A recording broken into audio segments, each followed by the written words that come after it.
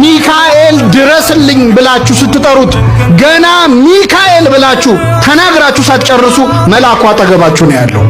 ካጠገባችን ነው ያለው። ፈጣን ጠባቂዎችን የሰጠን እግዚአብሔር ስሙ የተመሰገነ ይሁን።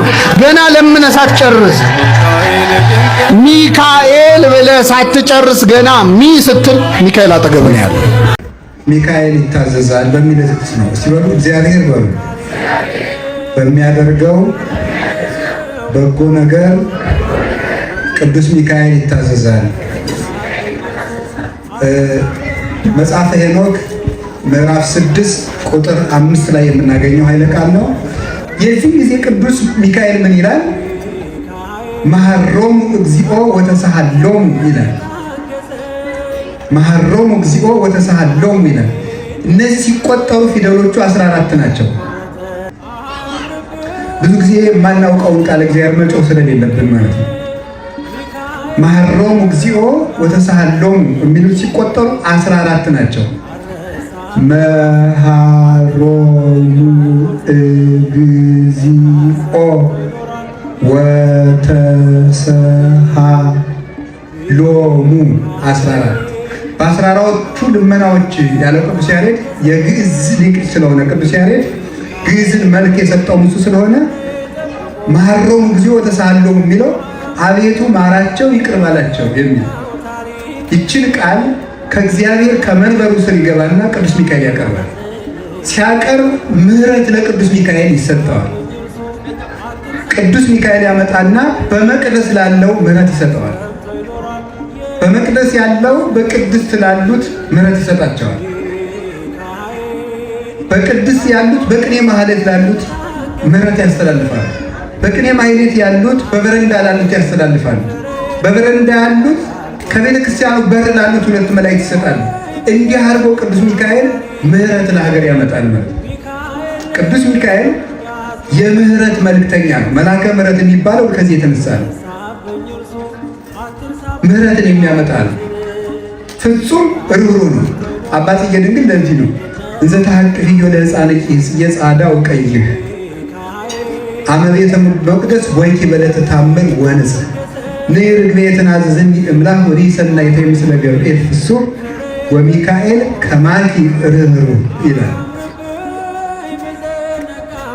እንዘ ተሐቅፍዮ ለሕፃንኪ ጽጌ ጻዳ ወቀይህ ጻዳ በመለኮቱ ወቀይህ በትስብእቱ የሚባል እንደ አምላክነቱ መብረቀ ስባት እንደ ሰውነቱ ስግው ቃል ወልደ እጓለ እመሕያው የሚባል የሰው ልጅ የሚባል ልጅሽን ታቅፈሽ በቤተ መቅደስ በገባሽ ጊዜ በርኅራኄሽ ርግቤ የተባልሽ ርግቤ ይቤላ በይንተ የዋሃታ ሰናይቴ ይቤላ በይንተ አርምሞታ።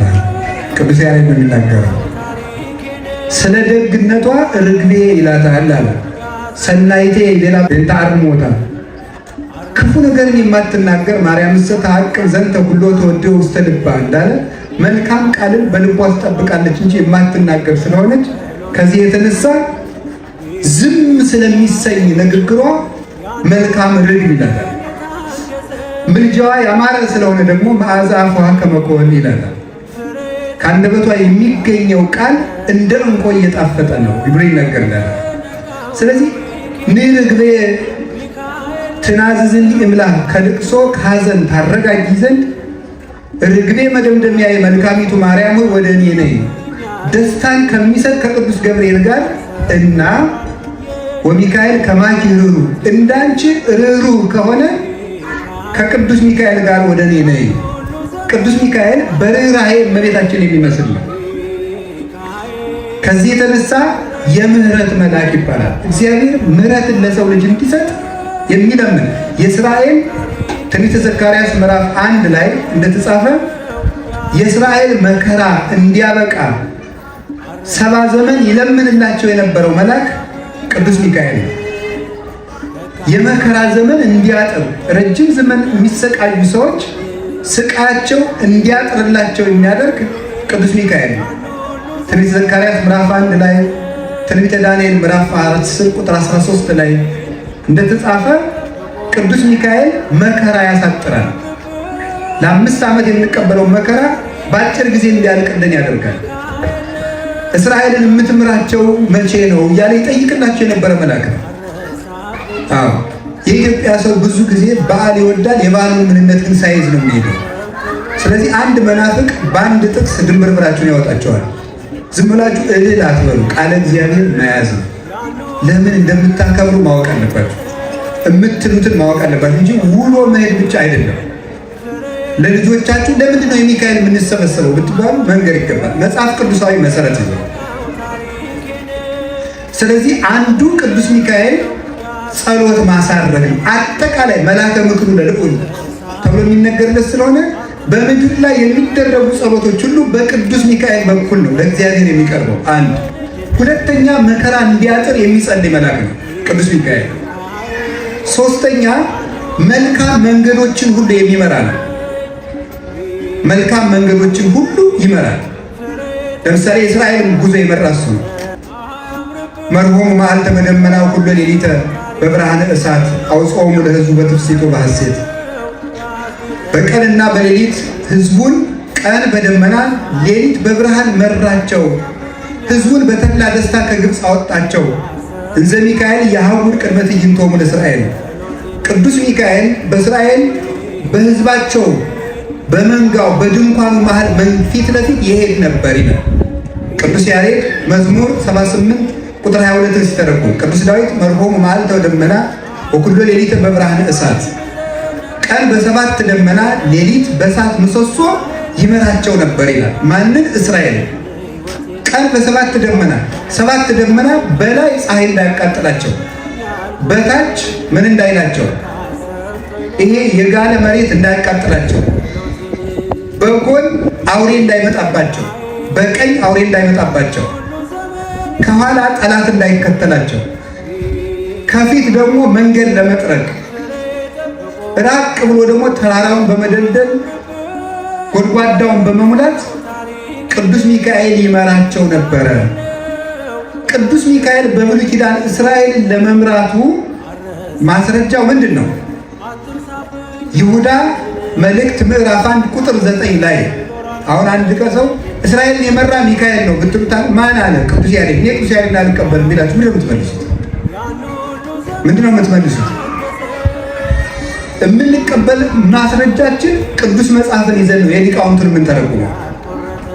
ስለዚህ መልእክተ ይሁዳ ምዕራፍ 1 ቁጥር 1 ቁጥር 9 ላይ ሙሴ እስከሚሞት ድረስ የእስራኤል ጠባቂ ቅዱስ ሚካኤል እንደነበረ ይነግረናል። ቅድም ያልኳችሁ ወሚካኤልኒ ሊቀ መላእክት አመ ይትበሃሎ ለሰይጣን በእንተ ሥጋሁ ለሙሴ የተሐበለ ከመ ይብል ጽሕፈተ። የመላእክት አለቃ ቅዱስ ሚካኤልም ሰይጣን ስለ ሙሴ ሥጋ በተከራከረው ጊዜ ስድብን ሊናገር አልወደደም። አላ ይቤሎ እግዚአብሔር ይሂስከ እግዚአብሔር ይገሥጽህ አለው እንጂ ይላል። ስለ ሙሴ ሥጋ በተከራከረ ጊዜ ማለት ምን ማለት ነው? ሙሴ እስራኤልን 40 ዘመን ሲመራ ኖሮ ናባው በሚባል ተራራ ላይ አርፎ ቀርቷል። ሲያርፍ እግዚአብሔር የሙሴን መቃብር ሰውሮታል። ለምን? ሙሴን ከመውደዳቸው የተነሳ አምላክ ነው ብለው እንዳያመልኩት ስለፈለገ፣ ያልጠነከረ ልብ ስላላቸው ሃይማኖታቸው ግን አላደገም። ስለዚህ ሙሴን እንደ ቅዱስ እንጂ እንደ አምላክ እንዳያመልኩት ስለፈለገ እግዚአብሔር መቃብሩን ሰወረው። ሰይጣን ደግሞ የማይጠቅም ምስጢር መግለጽ ልማዱ ነውና የሙሴን መቃብር ለእስራኤል ሊያሳያቸው ፈለገ። ሊያሳያቸው ሲፈልግ ቅዱስ ሚካኤል መጥቶ ገሰጸው ይላል።